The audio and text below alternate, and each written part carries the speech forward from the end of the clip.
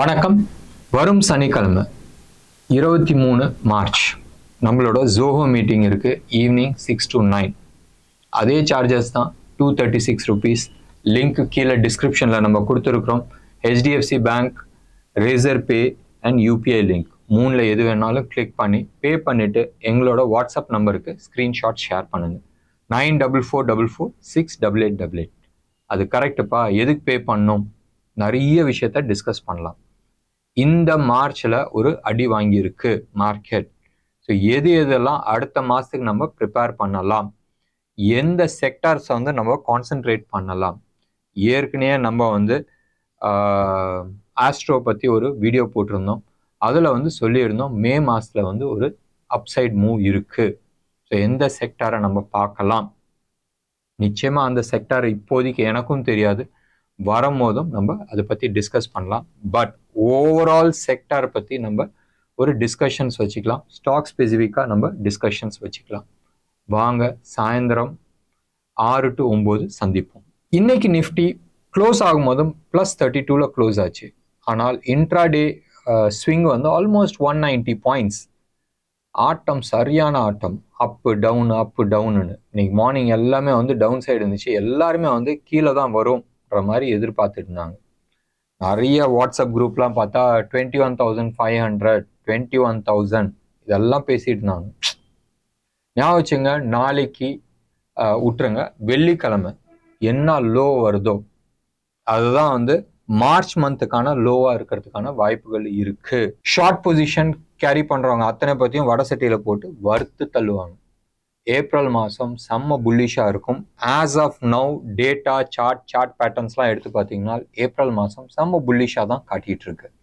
So most of the stocks நீங்கள் எடுத்து பார்த்தீங்கன்னா அந்த இன்னர் ரெசிலன்ஸ்னுவாங்க, அதாவது உள்ள தாக்கு பிடிக்கக்கூடிய சக்தி நீங்கள் எடுத்து பார்த்தீங்கன்னா நிறைய இருக்கு. ஸோ எந்த ஸ்டாக்குமே பெருசாக உழுவுல. இதுக்கு ஒரு குட்டி கதை இருக்கு. எப்பயுமே மார்க்கெட் எப்பயுமே வீக்காக இருக்கும் போதும் வீக் ஆட்களை அடிச்சு தள்ளிடும். ஸோ மார்க்கெட் கீழே உழுவுறதே வீக்காக இருக்கிற ஆட்களை காலி பண்ணுறதுக்கு தான். ஒரு சின்ன கதை மட்டும் நம்ம சொல்லலாம். போஸ்ட் மார்க்கெட் இதுதான். ஸோ நம்ம இந்த கதையை கேட்டால் உங்களுக்கு புரியும். இந்த கதை என்னதுன்னு சொன்னால், ஒரு குழந்தை இருக்கு. நம்ம ஒரு ஃபேமிலி இருக்கிறோம். அந்த ஃபேமிலியில ஒரு குழந்தை இருக்கு. கை குழந்தைன்னு வச்சுங்களேன். ஒரு 1 வயசு குழந்தை இல்லை 2 வயசு குழந்தை. அது என்ன ஸ்பீடுக்கு போதோ அதுதான் லீடர்ஸ் எல்லாருமே போவாங்க. வீட்டில் அப்பா அம்மா யாராச்சும் இருந்தாலும் அந்த குழந்தை என்ன ஸ்பீடு போதோ அந்த ஸ்பீடுக்கு தான் நம்ம போவோம். அதான இயற்கை, ரைட்? அது வேற. அடுத்தது நீங்க எடுத்துக்கிட்டீங்கன்னு சொன்னால், யானை கூட்டம் வச்சுங்க, இல்ல ஒரு காட்டு எருமை கூட்டம் வச்சுங்க.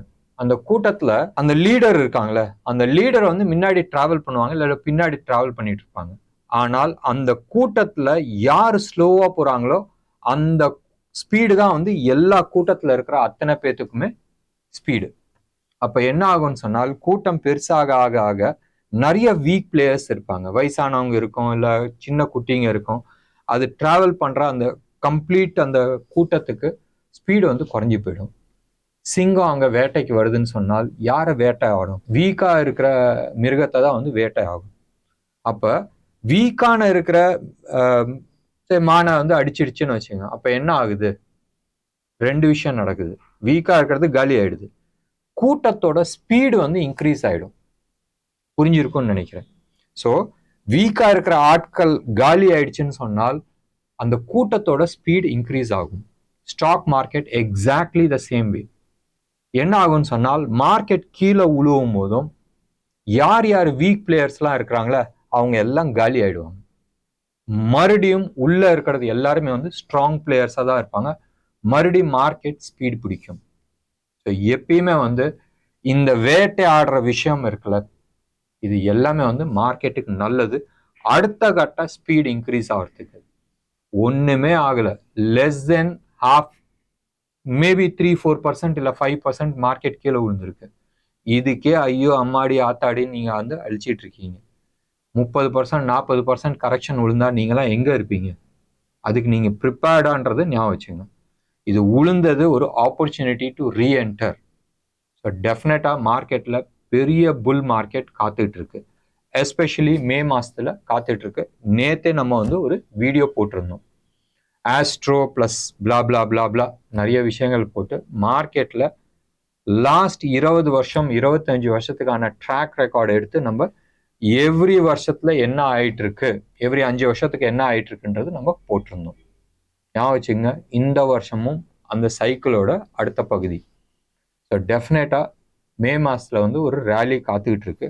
ஒன்று எனக்கு தெரிஞ்சு இஃப் டேட்டாஸ் சார்ட் பேட்டர்ன்ஸ் எல்லாமே இருந்து கரெக்டாக இருக்குன்னு சொன்னால் இப்போ இருக்கிற சூழ்நிலையில், நாளைக்கு பற்றி நான் பேசல, இன்னைக்கு இருக்கிற சூழ்நிலையில் பயங்கர புல்லிஷாக இருக்கு, இன்க்ளூடிங் இந்த மந்த் ஆஃப் ஏப்ரல். ஸோ ஞாபகம் வச்சுங்க, ஷார்ட் போகிறத அவாய்ட் பண்ணிங்க. மேபி ப்ராஃபிட் புக் பண்ணுறதுனாலும் தவறு கிடையாது. இன்னைக்கு டாடா கெமிக்கல்ஸ் ரொம்ப நாள் கழிச்சு, ரைட், ரொம்ப நாள் கழிச்சு F&O பேன் விட்டு வெளியில வந்துச்சு. வந்தோடனே போட்டு தள்ளிட்டாங்க, ஆல்மோஸ்ட் 8% டவுன். அதே மாதிரி இன்னைக்கும் டிசிஎஸ் ஆகட்டும், சில டெக்னாலஜி ஸ்டாக்ஸ் ஆகட்டும், இது எல்லாமே வந்து வீக்ல இருந்துச்சு. ஏன் தான் சன் டிவியை வந்து இவ்வளோ தூரம் போட்டு அடிக்கிறாங்கன்றது தெரியாது. பட் லாஸ்ட் ஃபியூ டேஸாக சன் டிவியை போட்டு அடிச்சிட்டு இருக்காங்க. அதே மாதிரி இன்னைக்கு பேஜ் இண்டஸ்ட்ரி, கெமிக்கல் செக்டர் பெருசாக இன்னைக்கு டவுன் ஆச்சு, ரைட், அது வெறும் டாடா கெமிக்கல்ஸ்னால தான். அதே மாதிரி டெக்ஸ்டைல் செக்டர் அதுவும் வந்து பெருசாக கீழே விழுந்ததுக்கு வெறும் பேஜ் இண்டஸ்ட்ரி. நினைச்சு பாருங்களேன், ஒரு ஜட்டி போடுற கம்பெனி இன்னைக்கு வந்து 40,000 கோடி மார்க்கெட் கேபிட்டலைசேஷன், கேட்கவே வேணாம். பட் அவங்க வந்து இன்னைக்கு ஆல்மோஸ்ட் 2.5% வந்து கீழே விழுந்திருக்கு.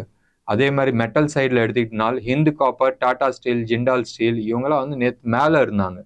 இவங்க எல்லாருமே வந்து ஆல்மோஸ்ட் 2-2.5% கீழே விழுந்திருக்கு.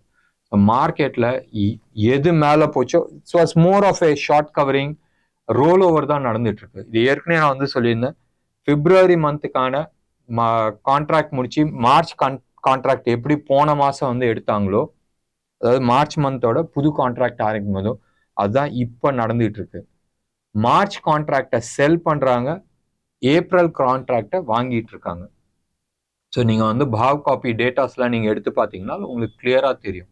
ஸோ பொசிஷன் அடுத்த மந்தில் வந்து பில்ட் ஆகிட்டு இருக்கு. ஸோ டெஃபினட்டாக பயங்கர புல்லிஷாக இருக்குன்றது மட்டும் மனசில் ஞாபகம் வச்சுங்க. பார்க்கலாமே, இன்னும் 2 நாள் தானே இருக்கு. நாளைக்கு தேர்ஸ்டே நிஃப்டி எக்ஸ்பைரி, ஃப்ரைடே, அதை விட்டா டியூஸ்டே தான் வந்து மார்க்கெட். ஸோ நடுப்புற 3 நாள் இருக்கிறனால முடிஞ்ச அளவுக்கு, மறுபடியும் நான் சொல்கிறேன், முடிஞ்ச அளவுக்கு ஷார்ட் பொசிஷன்ஸ் கேரி பண்ணிட்டு போகாதீங்க. டைம் டிகேலேயே காலி ஆகிடும். எப்பயுமே டுவர்ட்ஸ் எண்ட் டைம் டிகே பெருசாக கீழே விழும். சாட்டர்டே சண்டே மண்டே விட்டுட்டு டியூஸ்டே அன்னைக்கு ஓப்பன் ஆகும்போது ஸ்ட்ரெயிட்டாக 50% வந்து புட்ட வேல்யூ இல்லை கால் வேல்யூ காலி ஆகிடும். ஸோ முடிஞ்ச அளவுக்கு அவாய்ட் பண்ணிங்க. அண்ட் பேங்க் நிஃப்டி நான் ஏற்கனவே சொல்லியிருந்தேன், கொஞ்சம் புல்லிஷாக இருக்குது, வெயிட் பண்ணுங்கன்னு. நேற்று கூட நீங்கள் எடுத்துக்கிட்டீங்கன்னு சொன்னால் நிஃப்டி பெருசாக உழுந்துருந்துச்சு, பேங்க் நிஃப்டி ஒன்றுமே உழுவாத மாதிரி தான் நின்றுட்டு இருந்துச்சு. அதுதான் வந்து இன்னைக்கும் காட்டியிருக்கு. நீங்கள் எடுத்து பார்த்தீங்கன்னா +15 தான், that's okay. But intraday swing வந்து க்ளோஸ் டு அபவுட் 800 பாயிண்ட்ஸ், எக்ஸாக்டாக சொல்ல போனால் 787 பாயிண்ட்ஸ் வந்து ஸ்விங் ஆயிருந்துச்சு. Nifty close to about 79 points ப்ரீமியமில் இருக்குது. பேங்க் நிஃப்டி 153 பாயிண்ட்ஸ் ப்ரீமியமில் இருக்குது. பார்த்து ட்ரேட் பண்ணுங்க. ருப்பி வீக் ஆகிட்டு இருக்கு. இன்னைக்கு நைட்டு நம்ம தலைவர் ஃபெட் சேர்மேன் வந்து பேசுகிறாரு. அவர் பேசி இன்ட்ரெஸ்ட் ரேட் எங்கேயாச்சும் 0.25% அப்புன்னு சொன்னால் மார்க்கெட் காலி. ஆனால் இருக்கிற சிக்னல் எல்லாமே வந்து அதை நோக்கி தான் இருக்கு. ஏற்ற மாட்டாங்கன்றது மார்க்கெட்டோட எதிர்பார்ப்பு, ஆல்மோஸ்ட் தீர்மானம்னு வச்சிருக்கு. ஆனால் டாலர் இண்டெக்ஸ் ஏன் ஏறணும்? ஒன்று, பிட்காயின் நியூ ஆல் டைம் ஹையை ஏன் அடிக்கணும்? கோல்டு ப்ரைஸ் ஏன் ஏறணும்? ஜாப்பனீஸ் பேங்க், சென்ட்ரல் பேங்க் ஏன் இன்ட்ரெஸ்ட் ரேட் இன்க்ரீஸ் ஆகணும்? ஏன் ருப்பி 82, 75, 80 அந்த ஜோன்ல இருந்து ஏன் 83.10 இன்னைக்கு டச் பண்ணும்? இது எல்லாமே என்னமோ ஒன்று குறிக்குது, என்ன அதுன்றது தெரியாது. வெயிட் பண்ணி பார்க்கலாம். இன்னும் ஒரு 12 மணி நேரம் தானே, நைட் தெரியும் நம்மளுக்கு. மார்க்கெட் நாளைக்கு காலையில் 9 மணிக்கு காட்டும்ல, பளிச்சுன்னு காட்டும். வெயிட் பண்ணி பார்க்கலாம். கோல்டு, சில்வர், க்ரூட் இது எல்லாமே வந்து ஒலட்டைலாக இருக்கும் இன்னைக்கு. பட் ட்ரேட் பண்ணணும்னு நினச்சா ட்ரேட் பண்ணுங்க, பொசிஷன் கேரி ஃபார்வர்ட் பண்ணுறது அவாய்ட் பண்ணிங்க. என்ன நேயர்களே, இன்னைக்கு ப்ரோக்ராம் உங்களுக்கு பிடிச்சிருந்துச்சுன்னா லைக் பண்ணுங்க, ஷேர் பண்ணுங்க. டெஃபினட்டாக உங்களோட கமெண்ட்டை கமெண்ட் பாக்ஸில் கொடுங்க. நன்றி, வணக்கம்.